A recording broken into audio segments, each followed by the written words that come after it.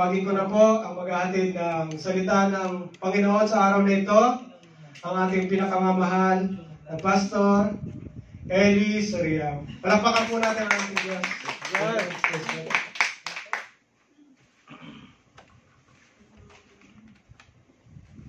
Para pwede lahat mga God's morning po sa ating lahat mga kapatid. Good morning. Blessed morning. guwapo ng aming pastor. Ganda ng long sleeve. Ganda ng Amerikano. Grabe ang anointing nito. Sabi nga ibigay mo the best para sa Yes! Amen. Amen! Praise God!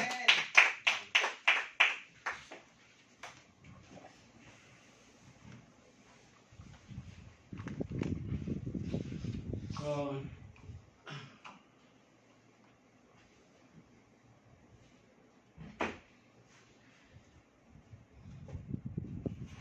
masarap na ba lahat?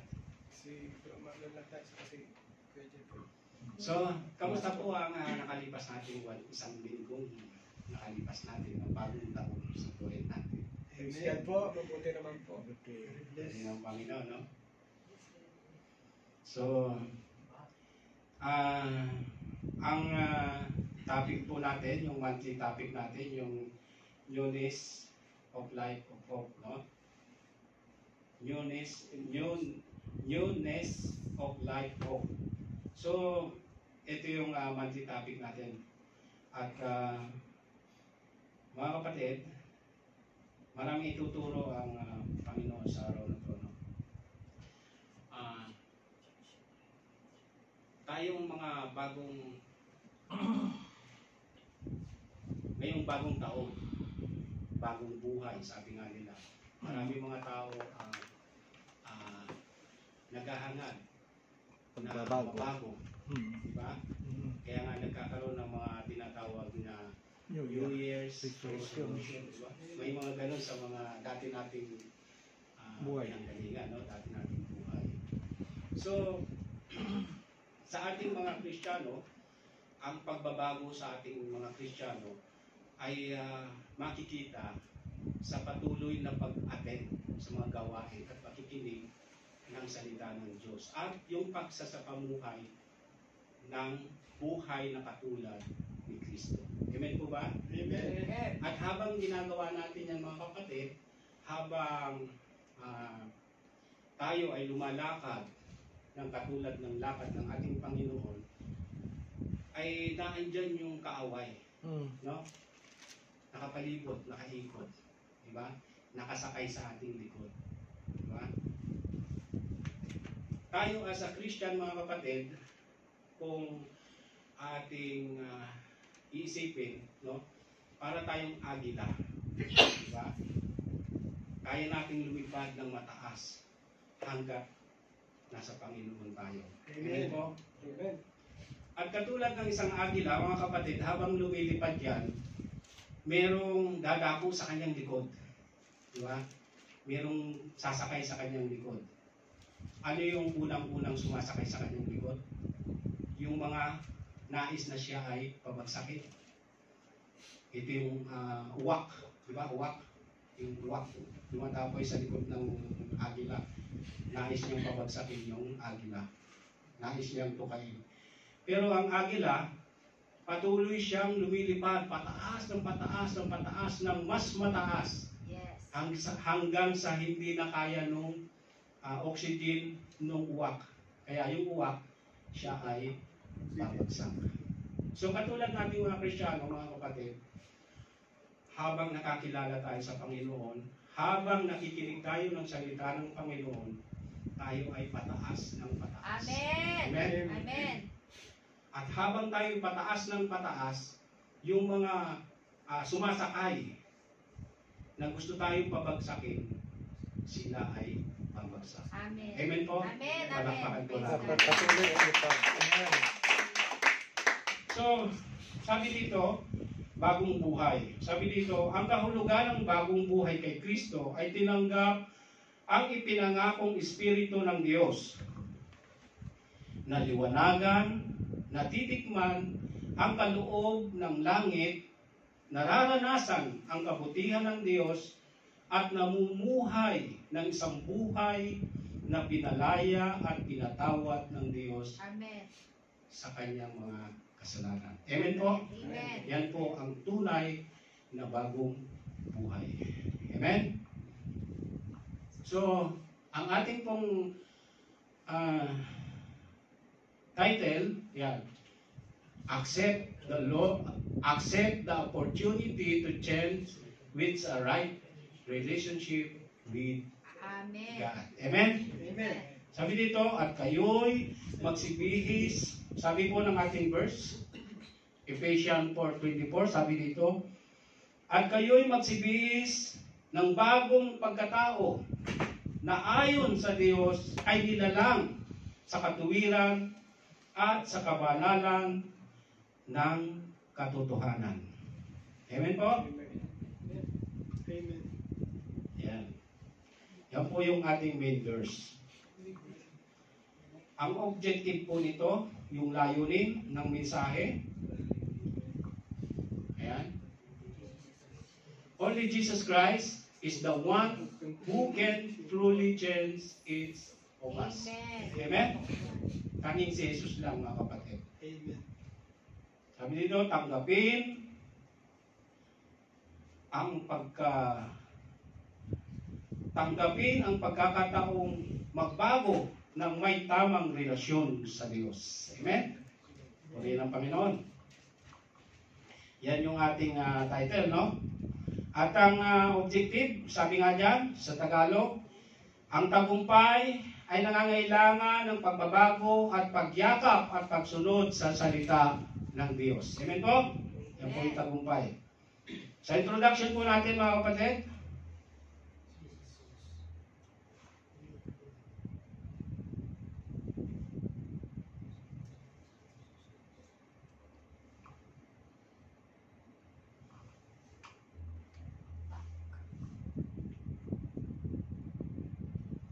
yan yung introduction natin, no? Sa aklat ng John 3:3. Sabi dito, sabi diyan sa aklat ng John 3:3, pakibasa mga kapatid, sabay-sabay. Sumagot sa kanya si Jesus, katotohanan ang sinasabi ko sa inyo, maliban ang isang tao ay pinanganak na muli. Ay hindi na, may karugtong yan.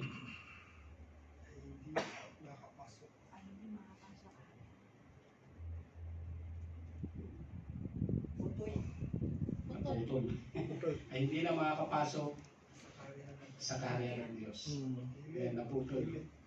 So, before again, cannot see the kingdom of God. So sabi dito sa ating introduction, mga kapatid, sabi dito, si Jesus ay ang pagbabago sa ating katauhan. Amen po? Amen.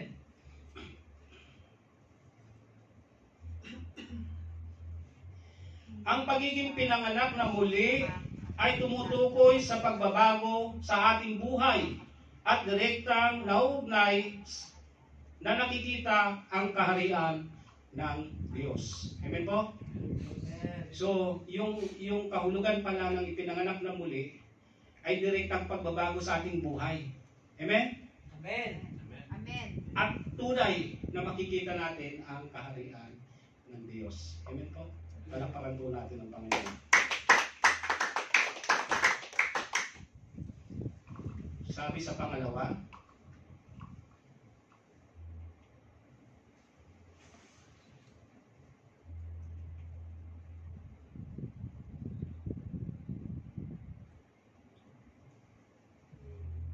ayan, piliin ang buhay. Sabi sa pangalawa, piliin ang buhay.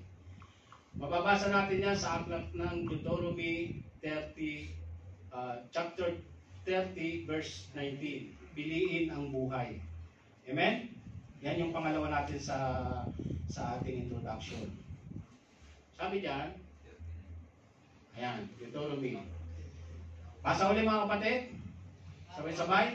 Aking tinatawag ang langit at ang lupa na pinakasaksi laban sa inyo sa araw na ito, na aking ilagay sa harap mo ang buhay at ang kamatayan, ang pagpapala at ang sumpa. Kaya piliin mo ang buhay Upang ikaw ay mabuhay, ikaw at ang iyong binhi. Amen? Piliin ang buhay. Amen? Amen. Sa ating pagbabago, sabi diyan, piliin ang buhay.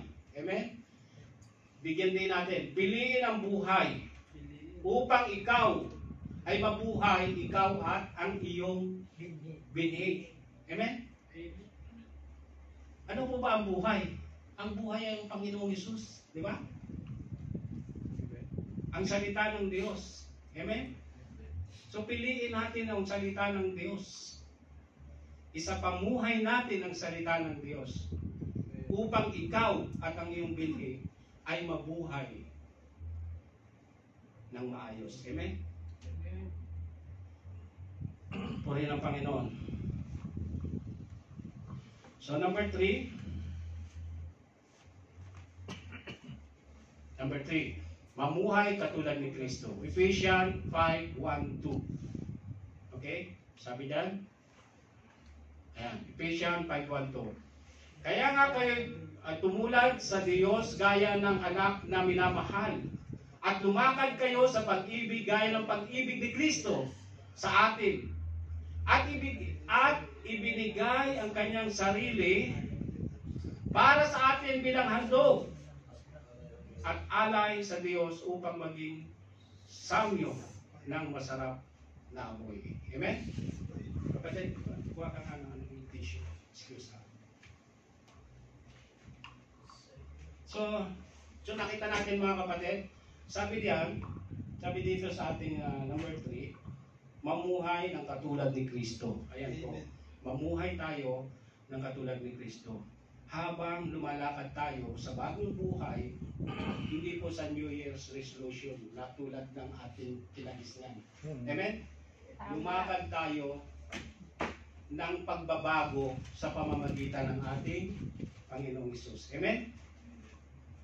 Dahil po tunay na sinasabi ko sa inyo, kapag tayo po ay lumakad ng kasama ang Panginoon, marami pong babaguhin sa atin. Amen? Experience ko po yan nung panahon.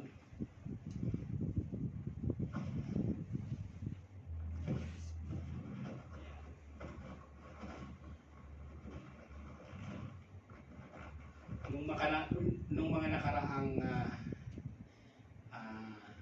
maraming occasion, di ba? Maraming December, may Christmas party, marami tayong mga handaan, maraming kainan. Nasobrahan po ako sa mga matatamis. At kapag ako po nasobrahan sa matatamis, tumataas po yung sugar ko. May sugar kasi. Mataas po kasi yung sugar ko, tumataas yung sugar ko.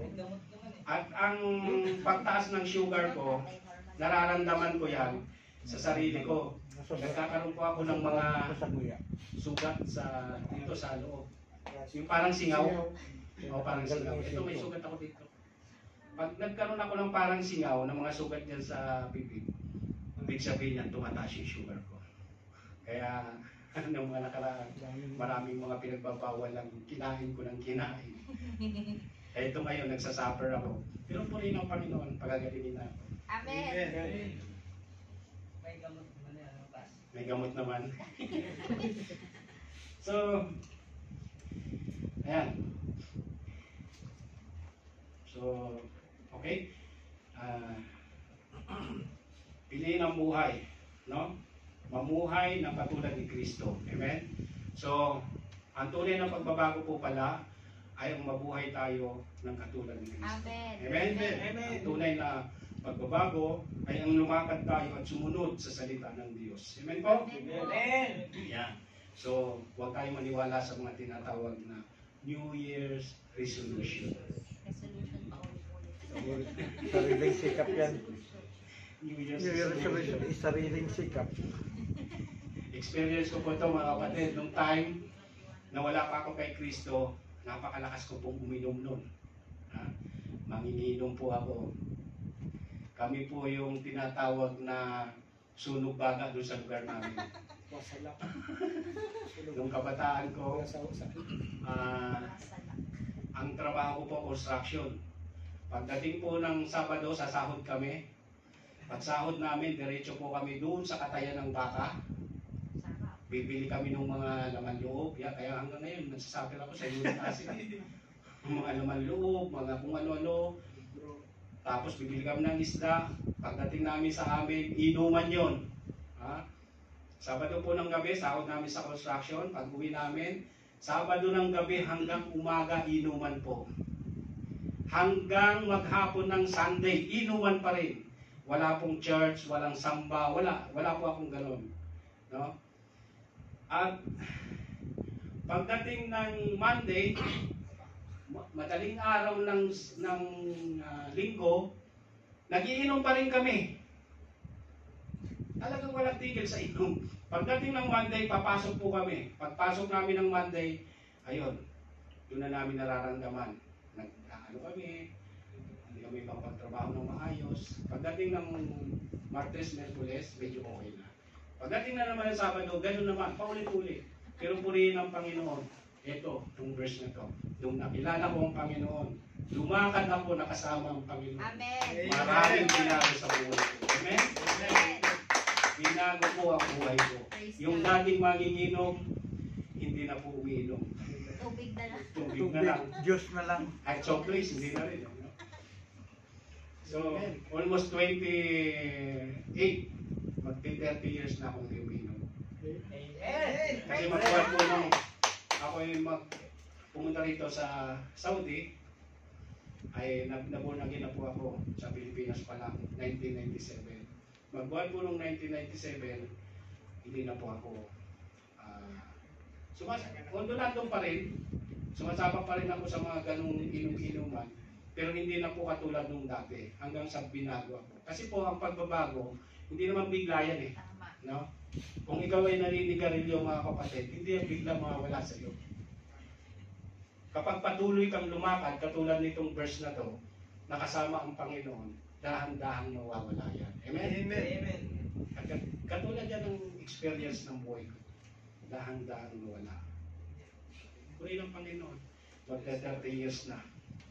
Wala akong bisyo. Praise God. Puri ng Panginoon. Ang bisyo ko magbasa ng Bible. Amen. Amen. So, tuwa si Basis nandiyan yan, nakikinig yun. Okay? Okay. Pasok na tayo sa ating main topic. Amen? Nung mga nakaraan, na mensahe ng ating Pastora Johanny, Ate Johanny, no? Nakita natin kung paano niya pinaliwanag yung pagbabago, no, ni Saul, di ba?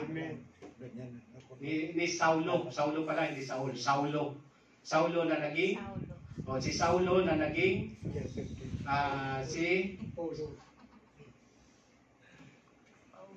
Paul, Apostol Pablo, no?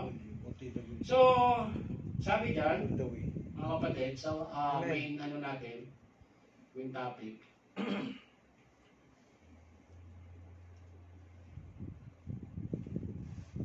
Ayan. First example sa main topic natin, si Paul o si Saulo. No? At narinig naman na natin kung paano ikinuwento ni Ate Johanny, no? Nakita natin yung buhay ni Saulo. Diba? Siya ay taga-usig. Diba? Marami siyang pinapatay ng mga Kristiyano. Ayan, no? Si Stephen. Diba? Stone to death. Isang lingkod ng Diyos. Amen? Ayan. Pero nung binago siya, ayan na siya. Nagpakita sa kanya ang Panginoon hanggang sa nabulag siya. Diba? At nung siya ay nabulag, ayan na siya. Naging mangangaral. Amen? Pinagaling siya ng Panginoon at siya ay naging mangangaral. Amen? So, mga kapatid, sa buhay natin, ganyan din tayo noon. Ganyan din ako noon, nung ako'y panahon na makikinig pa. Ganyan din ako noon. Kasi noong time na yon, sa aming lugar, may church doon. Kapag kami nag-iinuman, ang ingay-ingay nila, nagtutugtugan sila, praise and worship. Kami naman nagbibidyo kay. Labanan. Nagbibidyo kami. Eh syempre, mas marami sila. Kami, ilan lang kami, 6, 8 na nagiinuman. Pagka medyo lasing na, binabato namin yung bubong ng church. Oh, kaya itong kwento ni Paul, naging ano ko rin to, karanasan ko rin to. Naging Paul din ako nung panahon na yun. Naging si Saulo din ako. Amen? Saulo talaga. So,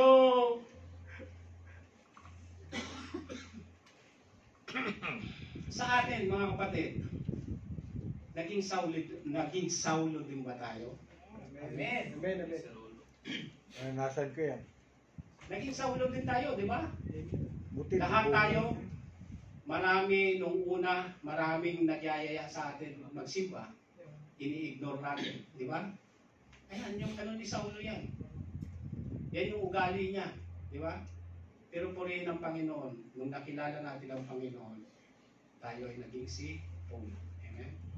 At lahat tayo ay gagamitin dito para magbigay ng mensahe ng Panginoon. Amen po? Palapakan po natin ang Panginoon.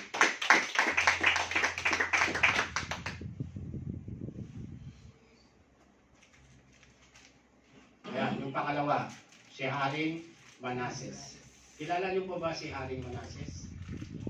Sino po nakakilala kay Haring Manases? Ayan. Meneses, kilala ko. Manases. Meneses. Ayan. Si Haring Meneses. Okay? Sabi dito mga kapatid, si Haring Meneses ay anak ni Haring Hezekias. At naghari sa Juda sa loob ng 55 na taon. Ang kanyang paghahari ay madalas na minarkahan ng malalim na espiritual na panghihina. Dahil siya ay sumasamba sa mga Diyos-Diyosan at kay Baal at nagpatayo ng mga templo nito. Gayunpaman, kahit na sa kanyang pagkabigo, may malalim na mensahe tungkol sa pagtubos at pagsisisi. Ang pagbabago ni Manases ay sumisimbolo sa posibilidad ng pagtubos para sa sinuman. Amen po? Ayan. Ayan po si Haring Meneses. Siya po, si Manases, nung time na yon, nung siya'y mahirang na hari, siya po ang pinakabatang hari nung time na yon. Amen? At dahil nga siya ay si pinakabatang hari, doon sa nasasakupan niya, ay yung, kumbaga, kung ano yung umiiral na ano doon sa lugar na yon, na, ano ba, kumbaga sa atin parang kung ano yung uso. Usong trending. O, trending. Kung ano yung uso, kung ano yung trending, doon siya sumasang-ayon. Amen. Tinalikuran niya ang Diyos ng kanyang mga ama. Dahil nagmula siya sa lahi ni Abraham, ni Moises, ng Israel. Tinalikuran niya. At doon siya nakisama siya doon sa trending. Dahil nga bata siya noong time na yun nakisama siya doon. At nung siya nakisama doon sa trending, doon sa uso na paganong pagsamba, mga kapatid, nagpatayo siya ng mga tore. Nagpatayo siya. Giniba niya yung mga templo ng Panginoon. Ayan siya. Ayan yan. So, giniba niya yung templo ng Panginoon. Nung giniba niya yung templo ng Panginoon, pinalta niya ng mga templo ng mga Diyos-Diyosan. Nagpatayo siya ng matataas. At doon nilagay niya yung mga larawan ng mga Diyos-Diyosan. Tama? At dahil doon nagalit ang Panginoon sa kanya. Nung nagalit po ang Panginoon sa kanya, nagkaroon ng digmaan sa kanyang nasasakupan. Nagpadala ang Panginoon ng mga sundalo, dinigma yung kanyang kaharian at natalo sila. At si Haring Manases ay kaya na siya. Nabilanggo siya. Dinala siya saan siya dinala? Doon sa Babylonia. Ayan. Dinala siya sa Babylonia. Pagdating doon mga kapatid sa Babylonia, yung pagiging marangal dahil siya'y hari, napalitan ng pagiging ordinaryong tao. Slave siya. Nabilanggo siya eh. At doon nagsisi siya. Muli siyang nanalangin sa Diyos ng kanyang mga ninuno. Amen? Sa Diyos ng Israel. Nanalangin siya. Ayun siya. Nagsisi siya. Nanalangin siya. Repent. Nagsisi siya. Nung siya po'y magsisi, nakita ng Diyos ang kanyang pagsisisi. Nakita ng Diyos ang kanyang pagbabago. Nung nakita ng Diyos ang kanyang pagbabago, siya po ay ibinalik bilang, ibinalik bilang hari. Amen? Binalik ulit siya bilang hari. Dahil nakita ng Panginoon ng kanyang pagsisisi. At nung siya ibinalik bilang hari, mga kapatid, giniba niya yung mga pinatayo niyang mga building para dun sa mga Diyos-Diyosan. At nagpatayo siya muli ng mga templo ng Diyos. At nung siya magpatayo ng templo ng Diyos, mga kapatid, siya ay naghandog para sa Diyos ng kanyang mga ninuno. Amen? So nakita natin, mga kapatid, yung pagbabago ni King Manasseh. Nakita natin, mga kapatid. Nung habang binabasa ko ito, mga kapatid, naiyak ako. Bakit po? Kasi nung time na hindi ko pa kilala ang Panginoon, naandun ako sa maling paniniwala. Sumasamba ako sa Diyos-Diyusan, inanyuan ng tao, inanyuan. Doon ako sumasamba. So, nakita natin, mga kapatid, di ba? Itong buhay ni Manasseh. Nung mga nakaraan, doon sa Pilipinas, nagkaroon ng mga yung transaction ng mga tao nito, yung mga itim na Nazareno. Di ba? Translasyon. Ano ang tawag doon? Translasyon. Translasyon. Yung translasyon ng mga Nazareno. Di ba? Nagkagulo yung mga tao. Nagkaroon ng stampede, maraming napilayan. So nakita natin yung pagsamba nila hindi godly. Di ba? Hindi rin sila marunong makinig sa authority. Amen? Amen. Katulad ni Manasseh. Katulad niya dati. No? So ganun din ba tayo ngayon? Mga kapatid. Sa buhay natin, ano ba yung hindi pa natin naiiwasan? Ayan. Ano ba yung mga idolatry na hindi pa natin nabibitawan? Marunong pa rin ba tayo sa mga horoscope? Nakatulad ni Astrology. Manasseh. Horoscope, tapos ano pa? Astrology. O yan, maraming May Ula-ula. nung bagong Madam taon, Auring. nung bagong taon, natatawa nga ako, may mga, ano ba yung mga pinagbibili yung mga bilog-bilog, mga kung ano-ano, sabi daw, pang paakyat ng pamahiin, no? Swerte. Pamahiin daw, pamahiin nila. Kasi pagdating daw ng bagong taon, nandyan yung yung pera, Mga darating daw. Kaya bumibili siya na ng mga kung ano ng bilog na bayabas, itlog, lansones, kung ano doon sa Chinese. table. Ano yun? Diba? Tapos naglalagay pa sila ng maraming mga pera. No? So ito ba yung mga hindi pa natin nakakalimutan, mga kapatid? Bahagi ng mga tinatawag na Chinese Ping Shui. idolatry. Ano? Ping Shui. Peng Shui. Soy. O China na. Ayan ang pick ng China. Amen? So, ang tunay na pagsamba, mga kapatid, ay yung paglakad katulad ng sinabi ko kanina na kasama ang Panginoon. Amen? Ang tunay na pagbabago at pag-unlad ng buhay ay ang patuloy ng pakikinig ng salita ng Diyos. Amen po mga kapatid? Amen po. At pagsamba sa ating Diyos na buhay. Amen? Hindi po doon sa mga pamahiin. Alala ko yung tsahin ko nung araw, pag nagwawalis ako ng gabi, oy, tigilan mo yan. Tabi mo yan, masama yan, lalabas ang swerte. Pero hindi naman kami yumaman. Yeah. Lalabas daw yung swerte. Pagka nagsasandok kami, minsan bata kami, pagsasandokin kami yung maghahain. Di ba yung kaldero, lalagay mo sa mesa. Tapos, pag iniwan mo yung sandok doon at nakaturo sa'yo, masama daw yun. Pamahiin. Masama din daw yun. So, mga kapatid, talikuran na natin yan. Katulad ni Manases, nagsisi. Magsisi tayo mga kapatid. Huwag natin hayaang bumagsak pa tayo. Amen? Ngayon pa lang, kilalanin natin ang gusto ng Panginoon at magsisi tayo sa ating mga kasalanan. Amen po? Palakpakan po natin ang Panginoon.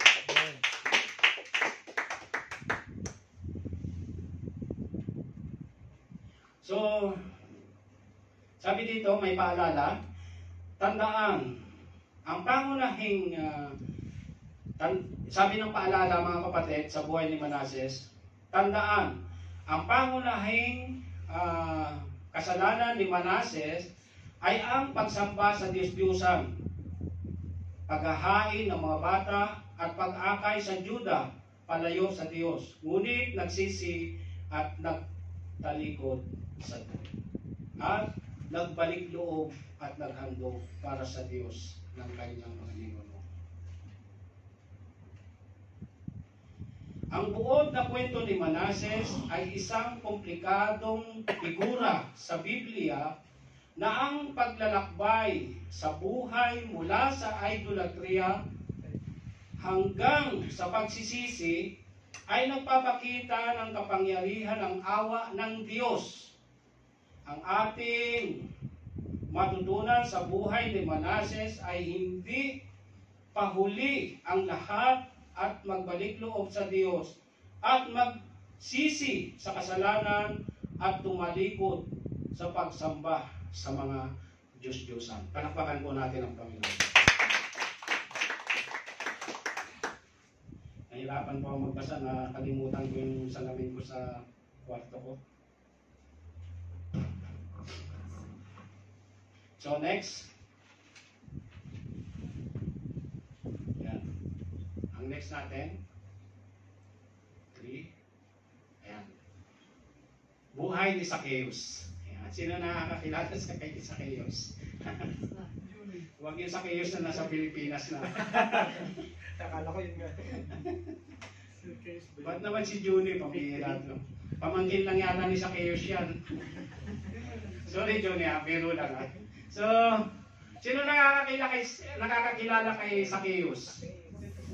Sa aklat ng Lucas, chapter 19, verse 1 hanggang 10. Ayan.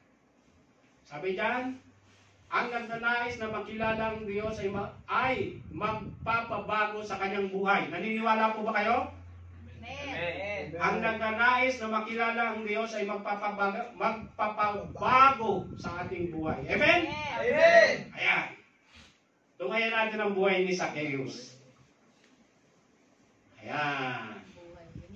Si Zacchaeus po, kung kayo ay nagbabasa ng Bible, si Zacchaeus po ay isang ano? Maliit.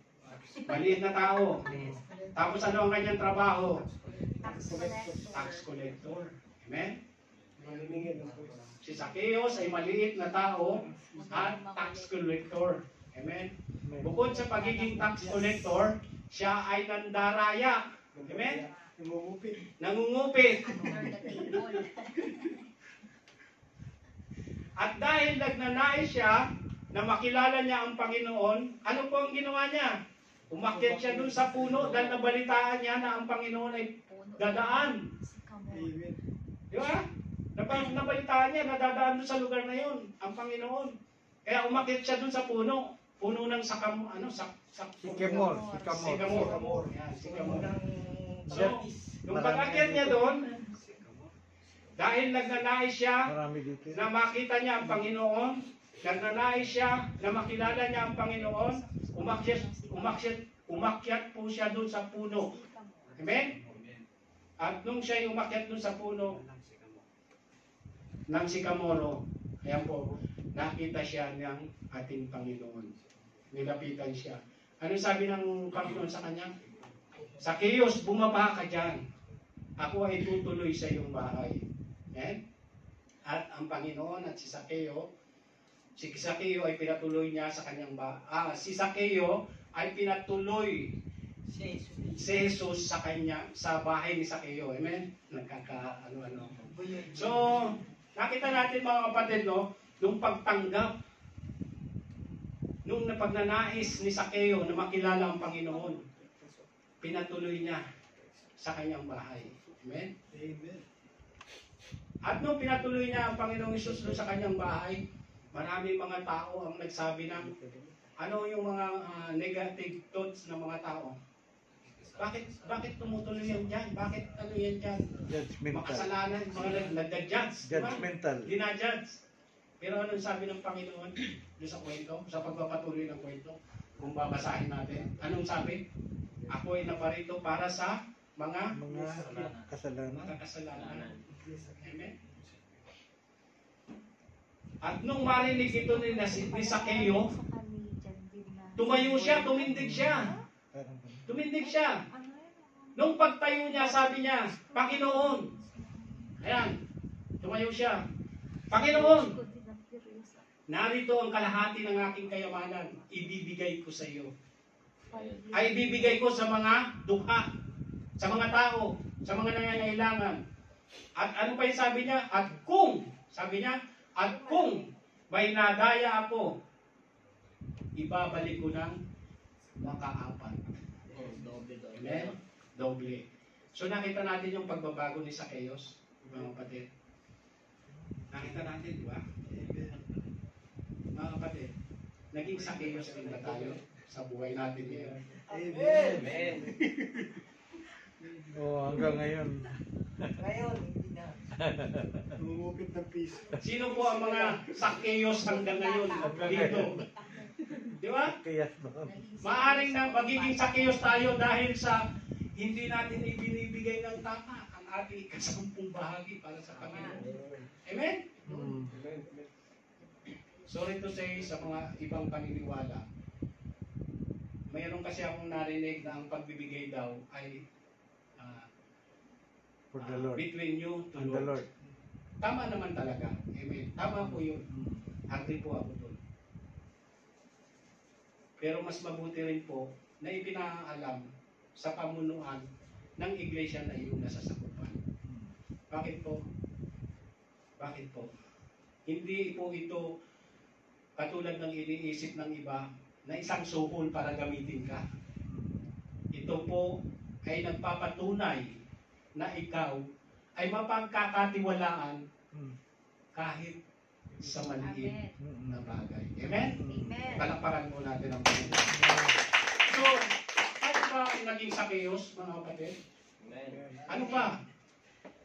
Ano pa yung mga bagay na tayo ay nagiging Zacchaeus sa panahon ngayon? Ano pa? Meron pa ba?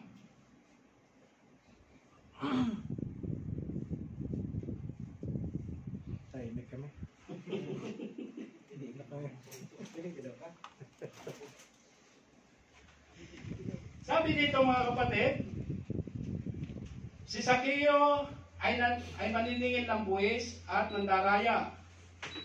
Ang kwento ng buhay ni Zacchaeus ay nais na makita ni Jesus at nais na makita si Jesus at makilala. Ngunit, pandak, umakyat sa puno upang makita ang Panginoon. Tinanggap siya ng Panginoon at nagsisi.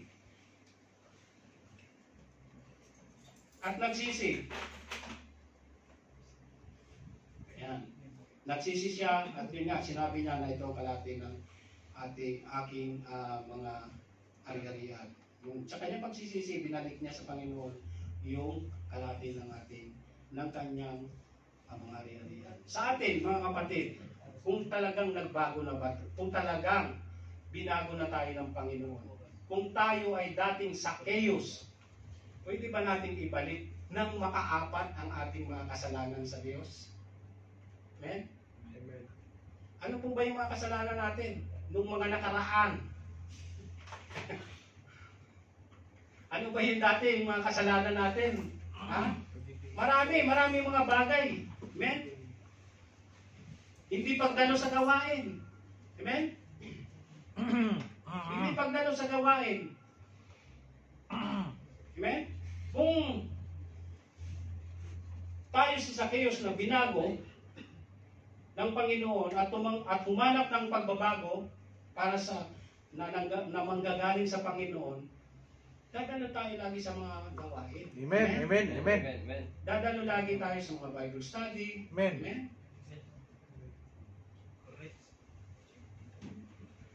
Huwag po tayong tumulad sa isang na-invite ko dati. Mm. Sabi ko, bro, baka pwedeng makinig ka naman ng salita ng Diyos. Sumama ka sa akin sa church. Maraming magandang mga aral na matututunan doon. Alam mo, sabi niya sa akin, bakit bro? Nagpipray naman ako sa kwarto ko eh. Hindi naman ako gumagawa ng masama. Sabi niya, nagbibigay din naman ako sa mga nangangailangan. So mali po yun. Mali po. Sabi doon sa Ephesians 2:8-9, ano yung sabi doon? Sapagkat sa biyaya kayo yung mga naligtas, hindi sa pamamagitan ng inyong sarili, Amen. kundi sa gawa, sa pamamagitan ng biyaya ng Diyos. Amen. Amen? Kaya wala po tayong pwedeng ipagmalaki. Amen? Kailangan natin pumunta sa simbahan. Hindi po katuwiran yung ibinibigay mo naman, yung para sa simbahan. Amen? Kailangan ni Lord. Kailangan yung presensya natin Amen. sa simbahan. Amen. Amen? Palampakan po natin ang Praise God. Okay? Hebrew 10:25. Hebreo 10:25. Huwag niyong kaligtaan ng pagdalo sa mga pagtitipon. Oo. Ayan. Amen. Sapagkat nalalapit na ang pagdating ng Panginoon. Amen.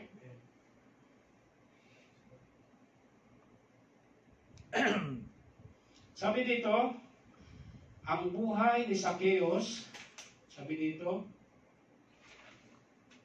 ang bagong taon, bagong buhay.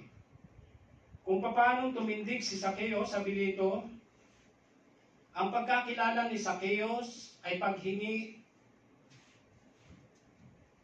Ang pagkakilala,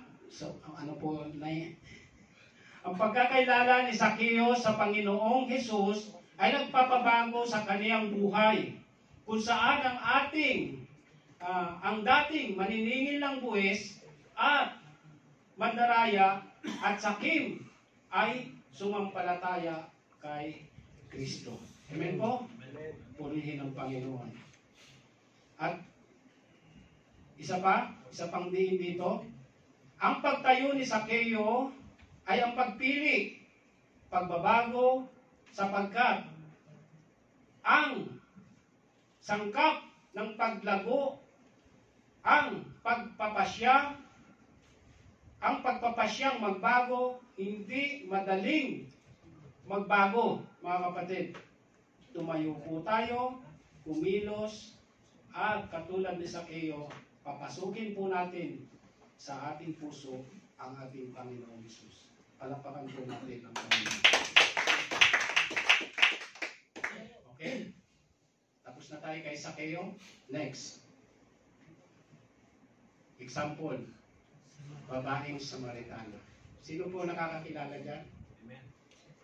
Yung babaeng Samaritana.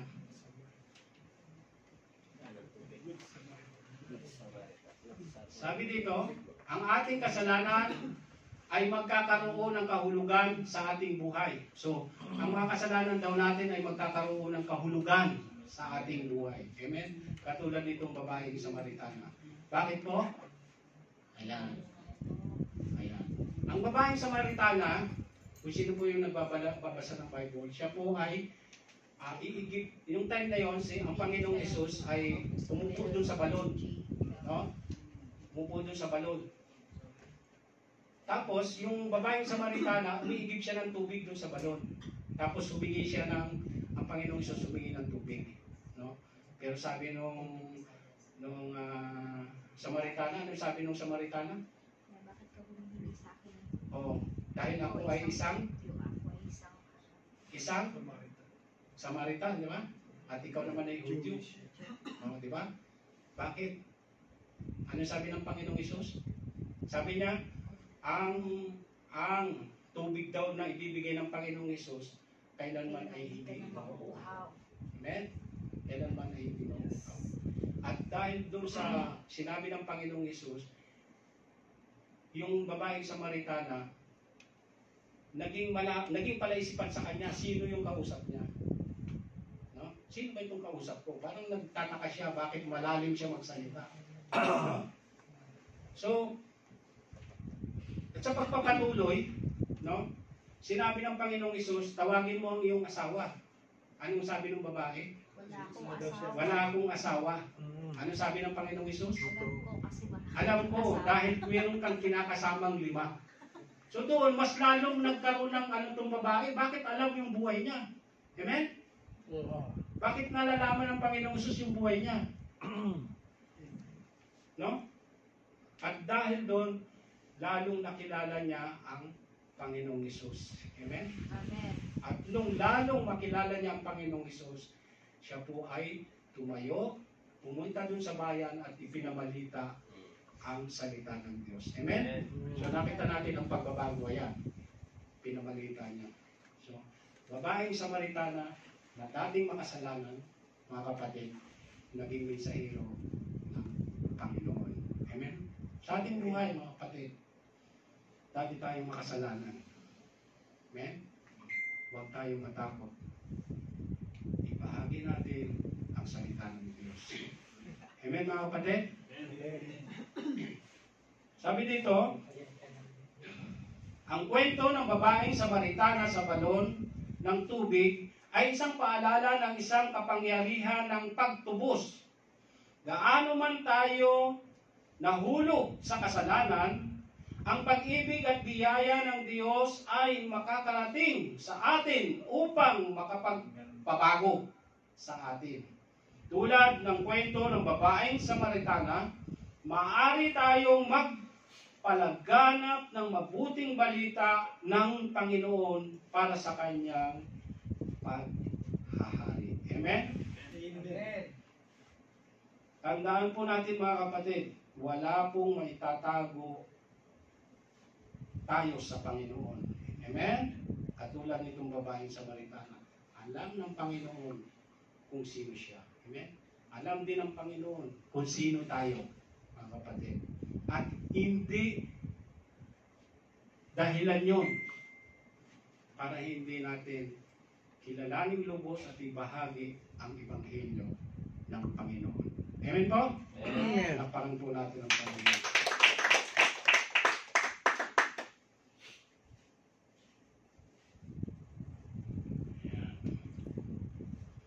Amen. May oras pa ba? Maga pa. Ha? Maganda. Extend mo pa, kapatid. Pastor, extend mo. So, okay. Tapos na tayo sa Amen, mga kapatid? Tapos na tayo sa buhay ng babaeng Samaritana. Ngayon, dito naman tayo. Next. Si Jonah. Yan. Ang tawag ng kwento, no? Si Jonah. Sino si Jonah? Si Jonas sa Bible. Sino si Jonas sa Bible? Bakit siya, sa inyong, kung kayo nagbabasa ng Bible, bakit siya kinain ng malaking isda? Hindi siya sumusunod. Hindi sumusunod. Oh, nag-disobey siya. May inimutos sa kanya yung Panginoon. Di ba? Kay Jonah, umiwas siya. No? Nagtago siya sa Panginoon. Nung nagtago siya, kinain siya ng malaking isda. Ilang araw siya dun sa loob ng mantiyan ng malaking isda? 3 araw, no? Tingnan mo yung kapangyarihan ng Panginoon. Ayan. 3 araw siya doon. Kita mo, kahit 3 araw siya doon, kung wala yung protection ng Panginoon, tunaw na siya. Hindi ingin mo yan. Tunaw na, di ba? Ayan, So, sabi dito, mga kapatid, sabi dito, Tingnan nyo ha, pakinggan nyo yung aral na matututunan natin sa buhay ni Jonas. Sabi dito, itinuturo sa atin sa kwento ni Jonas na dapat sundin palagi ang Diyos. Amen? Kahit napakahirap o imposibleng gawin, maaaring natatakot ka. Tayong mangaral ng Ebanghelyo ng Diyos. Ngunit, ang mahalagang sinasabi ni Jesus, ang lahat ng mga bagay ay imposible sa Diyos. Amen? Katulad ni Jonah, kahit nagtago siya, kinuha pa rin siya ng Panginoon. Amen? Binalik. Binalik pa rin siya ng Panginoon. Kaya tayo mga kapatid, kahit magtago tayo, pag nakilala na natin ang Panginoong Hesus, ibabalik at ibabalik ka niya. Amen? Kahit saan ka pa pumunta, ibabalik at ibabalik ka niya. Amen? Amen. Para maghayag ng kanyang salita. Amen po? Amen. Kaya tayong lahat mga kapatid, gagamitin tayo. Uutusan tayo ng Panginoon. May utos ang Panginoon na dapat natin gampanan sa ating buhay. Palakpakan po natin ang Panginoon. Okay. Tapos na tayo. Conclusion na. Conclusion.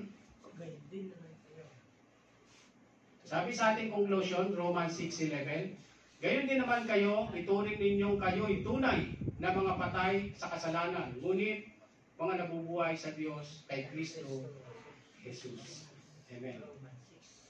Sabi dito sa ating conclusion mga kapatid, sabi dito, magmula sa kwento ni Saulo na mamamatay, na pumapatay ng mga tagasunod ni Kristo, sa kwento ni Manases, ni Meneses, na sumasamba sa Diyos-Diyosan, sa kwento na si Keo, na maniningil ng buwis at mandaraya, sa kwento ng babaeng Samaritana, na lihim, na may 5 lihim na kinakasama, sa kwento ng buhay ni Jonah, na hindi sumusunod sa utos ng Panginoon at nagtatago, mga kapatid, silang lahat ay nagbago at binago ng Panginoon. Amen. Palakpakan po natin ang Panginoon. Kaya mga kapatid, tayong lahat babaguhin ng Panginoon. Kung tayo ay patuloy na maglilingkod sa Kanya, makikinig ng Kanyang salita. Amen? At maghahayag ng Kanyang salita. Anong sabi po doon sa Romans 3:10? Romans 3:10. Sapagkat hindi ko ikinahihiya ang Ebanghelyo, sapagkat siyang kaligtasan ng bawat sumasampalataya. Una ay Hudyo, ganun din ang Grego. Kaya mga kapatid, tayong lahat gagamitin ng Panginoon. At Amen. huwag natin ikahiya ang Ebanghelyo ng Diyos para sa kaligtasan ng lahat. Palakpakan po natin ang Panginoon. Sa lahat po ng mga binanggit ko, lahat ng mga pagbabago ng mga karakter na binanggit ko mga kapatid. Ngayon, tayo, ito yung application natin. Tayo, sino tayo ngayon sa harap ng Panginoon? Amen? Sino tayo ngayon sa harap ng Panginoon? Ako ay pinatawad niya. I'm forgiven. Amen? Ako ay sapat. I'm enough. I'm rescued. I am contented. I'm content. I'm God's masterpiece. Yan, nandyan lang. Ako Pati yan. ay Kunin nyo ng picture, tapos basahin nyo yung mga verse na yan. Yan tayo ngayon sa Panginoon. Amen? Kung tayo ay dating maninigarilyo, kung tayo ay dating manginginom, kung tayo ay dating manunugan, kung tayo ay dating mambababae, nang bababae o ng lalaki, Ay, grabe. yung salita ng Panginoon, matalim at papaguhin tayo. Amen?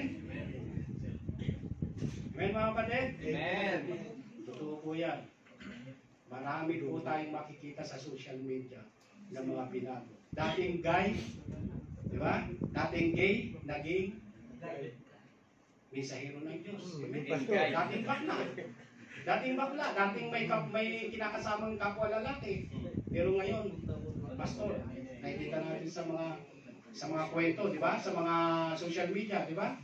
Dating mamamatay tao, katulad ni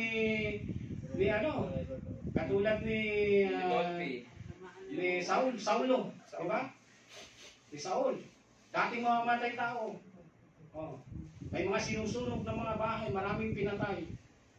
Pero naging lingkod ng Diyos. Amen? Anak ni Dolphy. Nakami Dolphy, di ba? Di sinunog. Amen, mga kapatid. Kaya ang pagbabago, mga kapatid, ay hindi sa New Year's resolution. Hindi sa sariling sikap. Kaya ang pagbabago po ay sariling sikap, sabi ng ating Pastor Oscar, sariling sikap sa pag-attend, sa pag-aaral ng kasakitan ng Diyos, at sa pagbahagi ng ibang Ibang Kristo. ng Diyos. Amen? Palakpakan po natin ang Panginoon. Pagbabago.